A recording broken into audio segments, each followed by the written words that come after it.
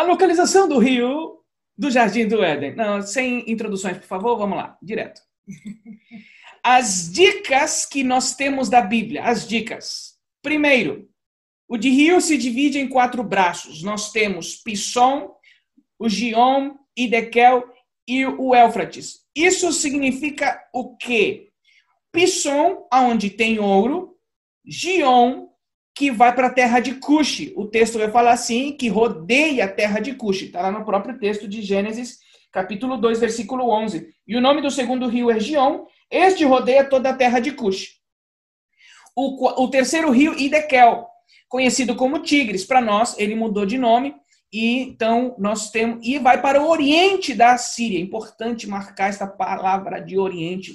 E o quarto rio é o Éufrates, atualmente conhecido. Então vamos lá. Como se acredita, onde que se acredita que fica o Éden? Onde se acredita estar no Éden? Eu vou apresentar para vocês as teorias que hoje nós temos. Hoje é a teologia tradicional. Nós temos aqui o conhecidos Rio Tigre e o Rio Éufrates. Este seria a região de Iraque, a região da Síria, dos árabes, a Arábia Saudita. Então, como os dois rios eles existem hoje, e estes 2 rios são os que estão mencionados, se coloca que esta é a região do Éden. Porque fica os 2 rios, eles estão lá, não tem como mudar isso, está lá o negócio. E eu acredito no que a Bíblia diz, e então temos o rio Tigre e o rio Éufrates. Agora, o que mais se acredita? Olha só, esta região, temos aqui marcadas, aqui fica Israel, essa seria a região de Israel, Arábia, e temos os 2 rios. Então, esta seria o que hoje a teologia tradicional acredita ser a região. E olha só, tem até este mapinha aqui. Temos os 2 rios, Tigres e Éufrates. E se criou que o rio Gion, ele vai para o Oriente, Cush, se desenhou essa linha porque se acreditou que é para lá.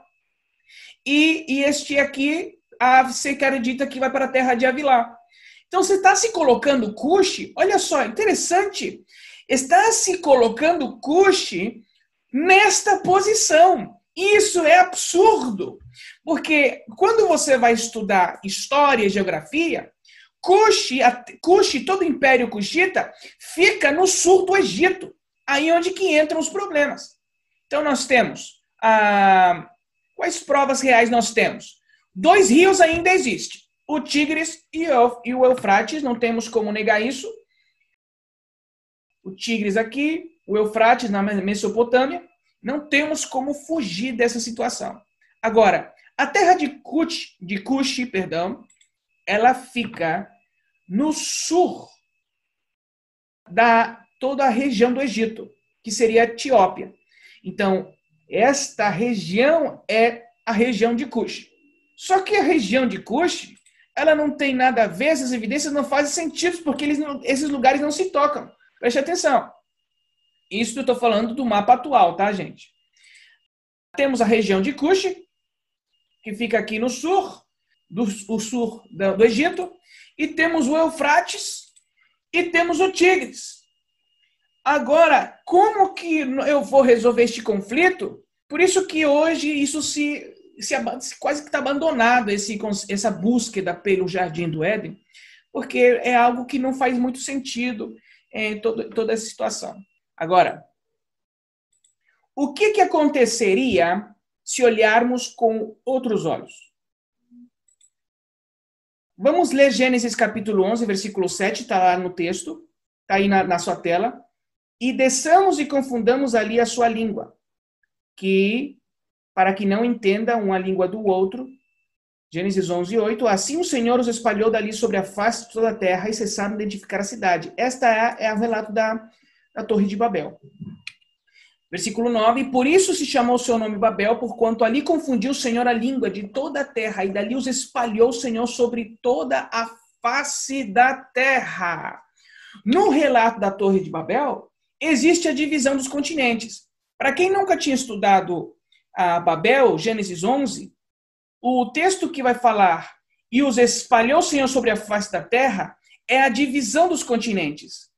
Essa divisão de continentes aconteceu em Gênesis 11. Ou seja, antes de Gênesis 11, nós temos um continente. Um continente passa a existir, os atuais, que é conhecido mais ou menos aquilo que nós estudamos na escola, que é conhecido como Pangeia.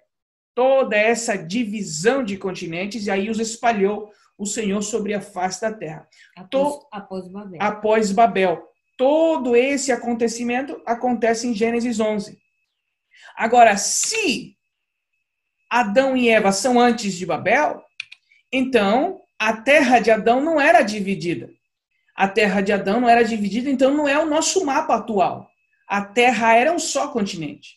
Então nós temos que medir e temos que procurar estes rios no lugar aonde se tem um só continente.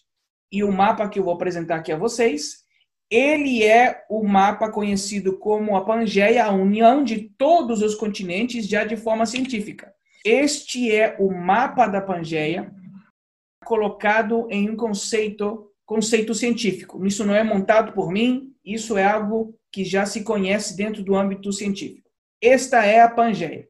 O Brasil está aqui, da África, o México, os Estados Unidos, toda a Ásia, Rússia, China, e temos aqui a parte oriental. Preste atenção. Temos aqui a Pangeia, temos a parte oriental, onde nós vamos entrar agora.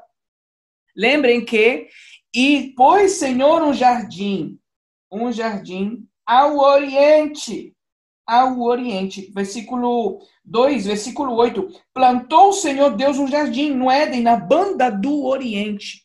Então, vamos analisar o oriente dessa Pangeia. Agora vamos eliminar os países para termos uma limpeza de mapa. Vamos lá.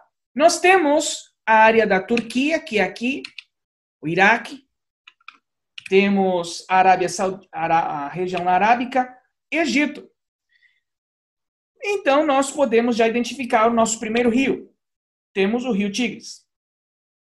Temos o nosso segundo rio, Eufrates. Então, nós temos a região de Cush no sul do Egito. O sul do Egito continua sendo o lugar cuxita. Agora, preste atenção que aqui era antes o mar, agora tem um desenho de um rio. Então, eu estou colocando aqui aquilo que a gente está vendo. Este rio que aqui é apresentado, isto é dentro do conceito científico, já eu não inventei nada.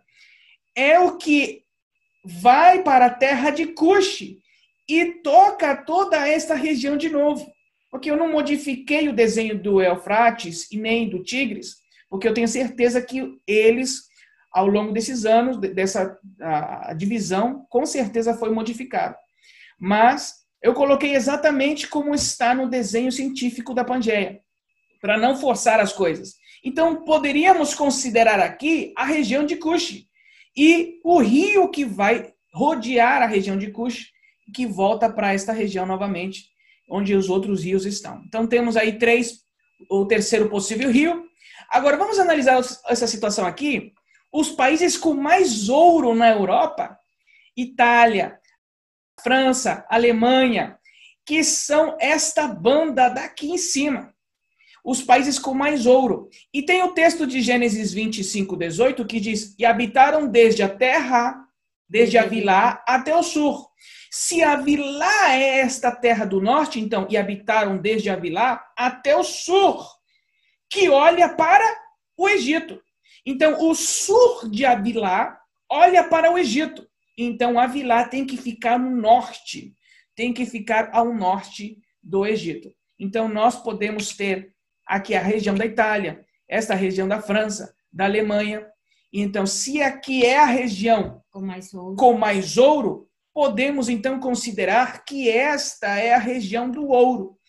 E olha só o que tem que vai rodeando todo este lugar, o que depois se tornou em mar Mediterrâneo, era possivelmente, poderia ser um rio que nós podemos também chamar de Pison. Aqui é onde eu estou colocando os desenhos em cima do que nós estamos vendo.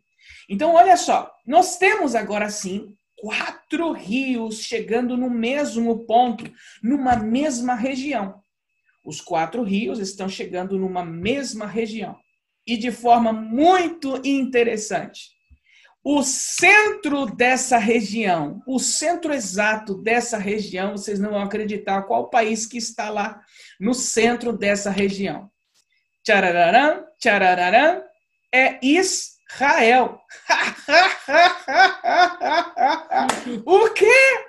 Israel, dentro do conceito da Pangeia e dentro dessas junções de informações, dessas possibilidades, nós temos a conclusão de que Israel seja o centro aonde estava o jardim. E olha só, gente, isso nos faz a cabeça explodir de possibilidade. Eu, obviamente, estou no terreno da teoria. Eu não vou falar, é isso. Eu estou apresentando para vocês o estudo e as investigações aí, mas olha só, consideremos o seguinte: qual é a terra do planeta mais fértil que existe? Qual é a terra do planeta mais abençoado que existe? A terra aonde se planta, não importa o deserto que for, se planta algo e nasce da melhor qualidade do mundo. É Israel.